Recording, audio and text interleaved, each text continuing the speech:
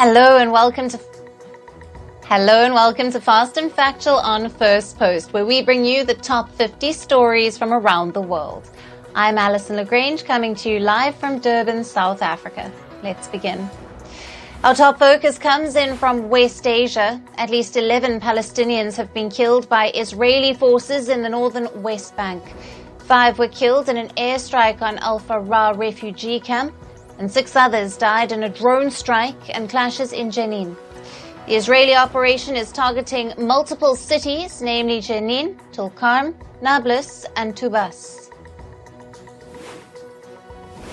Israeli special forces rescued a hostage named Qaid Farhan Alkadi from a tunnel in Gaza on the 27th of August. Alkadi, abducted by Hamas on the 7th of October, is in a stable condition after being taken to hospital. The rescue leaves 108 hostages still in Gaza, with around a third confirmed dead and the rest unaccounted for. Moving to Europe, Russia continues to pound Ukraine with a barrage of drones and missiles for the second day. The deadly attacks on Ukraine yesterday claimed 5 lives. Ukraine reported that the barrage included 81 drones and missiles.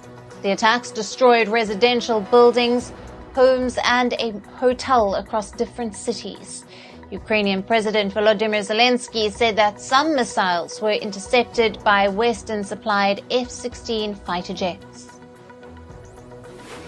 Meanwhile, Ukrainian troops have continued their advances in Russia's Kursk region. The Ukrainian armed forces say they have seized at least 100 settlements in Russia since the start of the incursion earlier this month. The army chief says Ukrainian troops now control nearly 1,300 square kilometers of Russian territory. They also claim to have captured at least 594 Russian prisoners in the operation.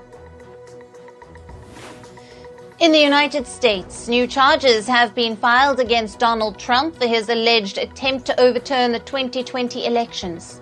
These charges come after a U.S. Supreme Court ruling that all ex-presidents of the country enjoy a broad immunity from criminal prosecution. The revised indictment now shifts focus from Trump's actions as president to his role as just a political candidate. In Berlin, UK Prime Minister Keir Starmer met with German Chancellor Olaf Scholz today. Starmer is on his first bilateral trip since taking office. The leaders discussed a new cooperation treaty between the UK and Germany. The treaty aims to boost trade ties and deepen defence cooperation. After Germany, the British Prime Minister will travel to France to meet with French President Emmanuel Macron.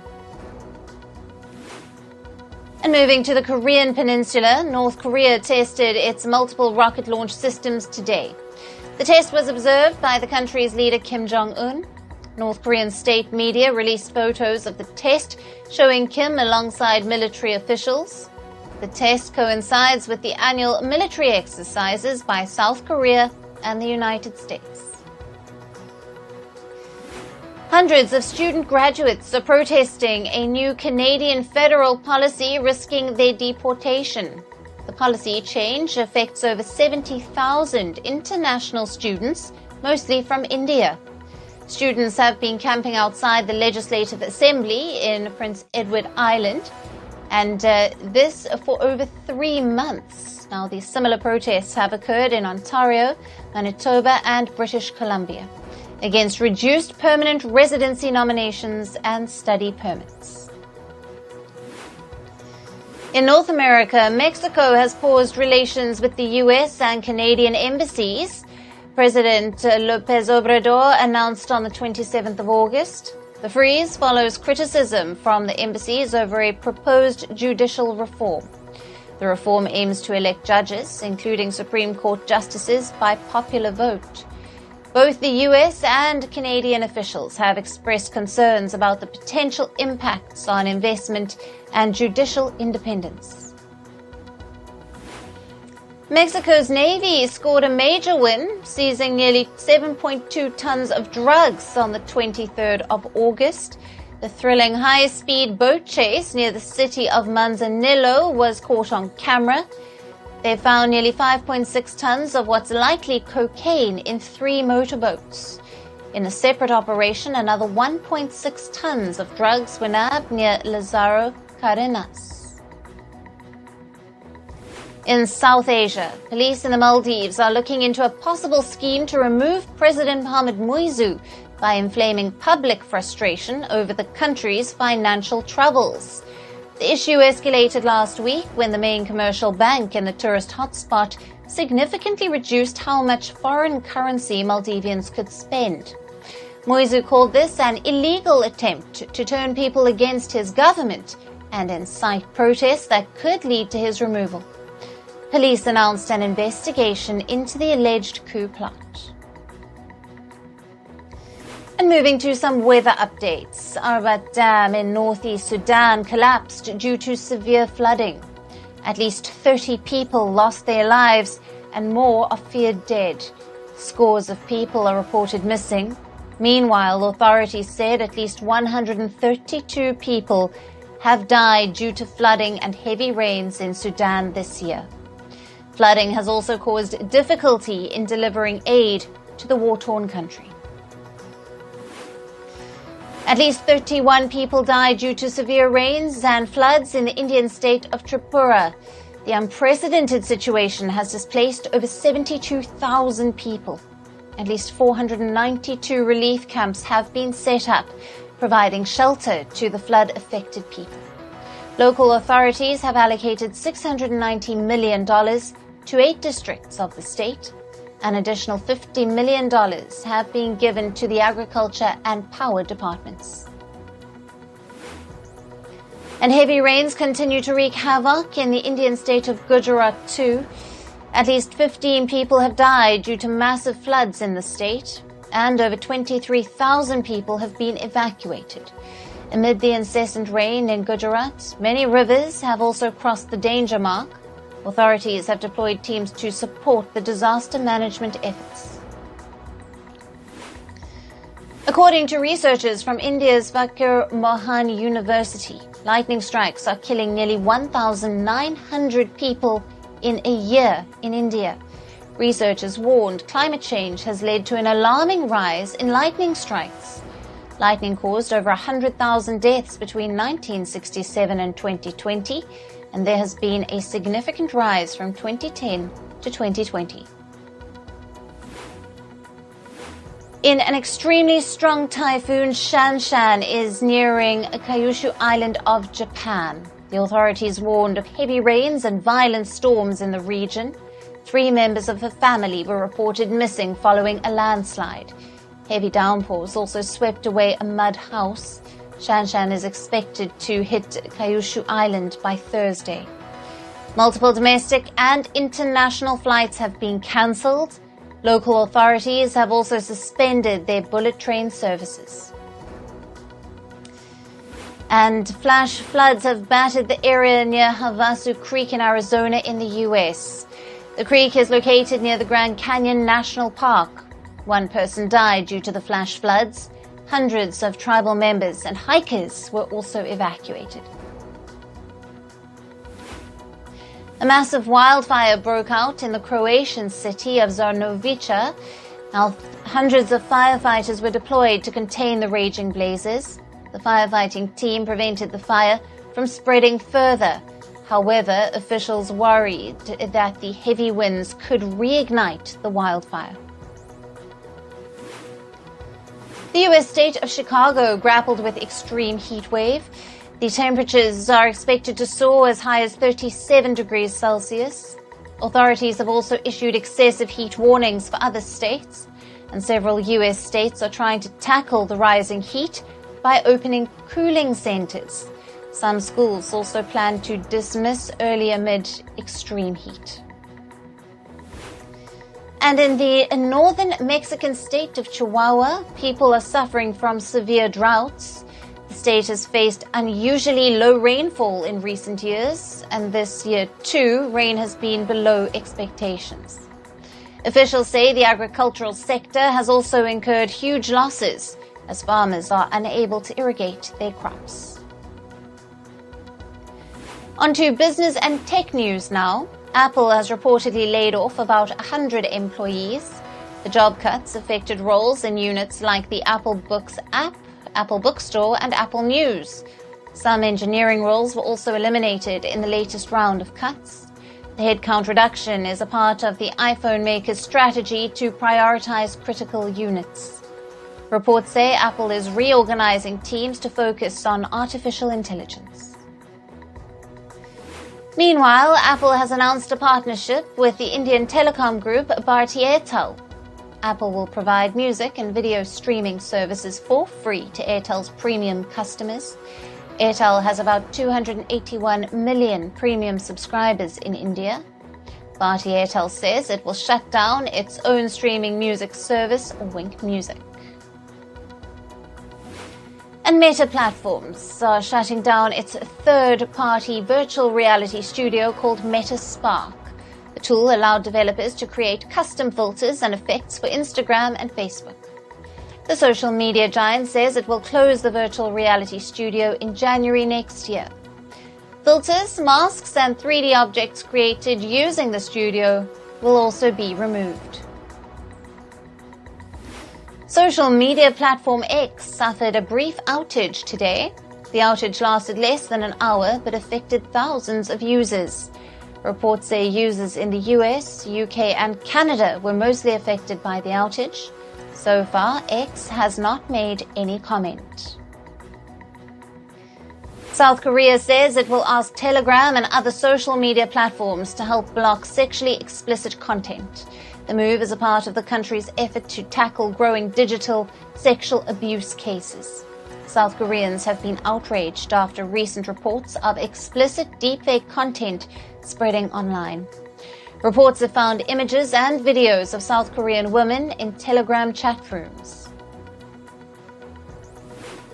A Chinese hacking group is exploiting a flaw in an American server made by Versa Networks to attack internet companies. This is according to the cybersecurity firm Lumen Technologies. The firm says that the hacker has targeted 4 American and 1 Indian internet service provider, and these firms use Versa Networks' server product. Versa had found a bug in the product last year and fixed it. However, Lumen Technologies says that many firms didn't deploy the update on their systems. And South Korean battery maker Samsung SDI has partnered with American automaker General Motors. The firms will build a joint electric vehicle battery plant in the U.S. state of Indiana. Samsung and General Motors will jointly invest about $3.5 billion into the plant. It is expected to start operations in 2026. The world's largest cryptocurrency, Bitcoin, fell sharply yesterday. Bitcoin's value declined by over 6% to reach the 58,777 mark.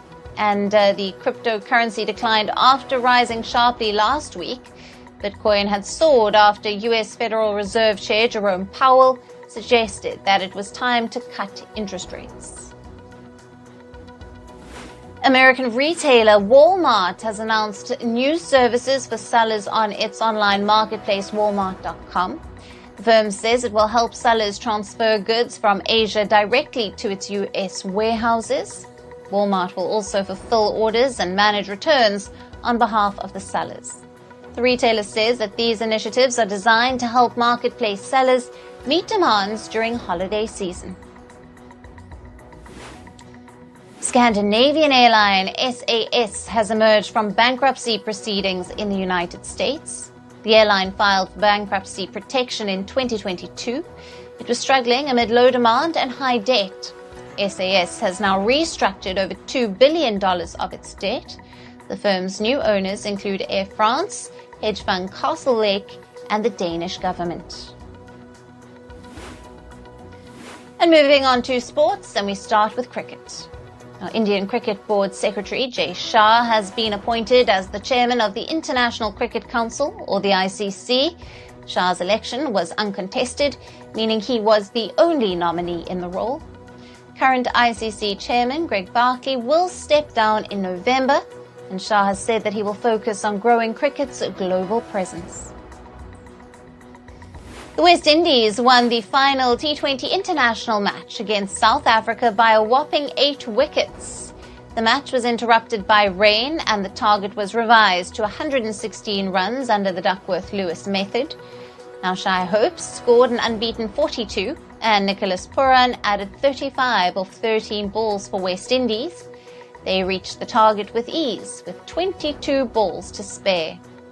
With the win, West Indies have completed a 3-0 series sweep. Indian Premier League franchise Lucknow Super Giants will appoint Zahir Khan as their new mentor. The move marks his return to the competition after a 2-year absence. The former Indian bowler has previously played for Mumbai Indians, Royal Challengers Bengaluru and the Delhi Daredevils. At LSG, Khan is likely to be involved in responsibilities like scouting and player development. And in football news, 27-year-old Uruguayan footballer Juan Izquierdo has passed away. He had collapsed mid-match a week ago in Brazil's Sao Paulo state. The club Nacional had expressed profound grief over Izquierdo's death. He began his career in 2018. And Manchester United have agreed to sign midfielder Manuel Ugarte from Paris Saint-Germain for an initial $55.5 million. Ugarte will travel to Manchester for a medical checkup and to finalize the transfer. The 23-year-old could make his debut against Liverpool at Old Trafford on Sunday, subject to international clearance. Ugarte has made 22 appearances for Uruguay. And Harry Kane was awarded the Golden Shoe as Europe's top goal scorer at a ceremony in Munich. He scored 36 goals in the Bundesliga last season, topping all European leagues. Kane is the third Bayern Munich player to win the Golden Shoe, following Gerd Müller and Robert Lewandowski. And in tennis news, men's world number 1 Jannik Sinner has advanced to the second round of the US Open. The top seed Italian lost the first set, but then staged a comeback to defeat American Mackenzie McDonald 2-6, 6-2, 6-1, 6-2. Sinner will face Alex Michelson of the US in round 2. And men's world number 3 Carlos Alcaraz of Spain has also advanced to the US Open second round. Alcaraz played a marathon 4-set match against Australian qualifier Li Tu. The Spaniard overcame a second set wobble to seal the match 6-2, 4-6, 6-3, 6-1. The high-octane clash lasted 2 hours and 42 minutes. And over in the women's draw at the US Open, Japan's Naomi Osaka broke down in tears after securing her first US Open win since 2021. She defeated Latvia's Jelena Ostapenko in the opening round of the 2024 US Open. The victory marked Osaka's first top 10 win at a Grand Slam in 4 years. The match lasted 62 minutes. Osaka next faces Czech tennis player Karolina Muchkova. And the French city of Paris is all set to host the 2024 Paralympics. Nearly 4,400 para-athletes will take part in the opening ceremony. A total of 549 events will take place across 269 sessions in the next 10 days. Games such as goalball and sitting volleyball are unique to the Paralympics. The closing ceremony will take place on the 8th of September. And moving to the world of showbiz. The makers of Superman, the Christopher Reeve story, released the documentary film's first trailer. The documentary is about Christopher Reeve and his life. The actor is seen talking about his equestrian competition accident, which left him paralyzed from the neck down. The film was earlier screened at the Sundance Film Festival in January. It will release on the 21st of September. According to reports, the sequel to It Ends With Us won't become a reality. The film, which is based on a book, already has a sequel, but due to the rumored feud between the lead actors Blake Lively and Justin Baldoni, the plans are up in the air. According to reports, there is probably no world where Lively and Baldoni will work together again. According to reports, the popular series Yellowstone might get a 6th season. The makers had earlier announced that the 5th season will be its last.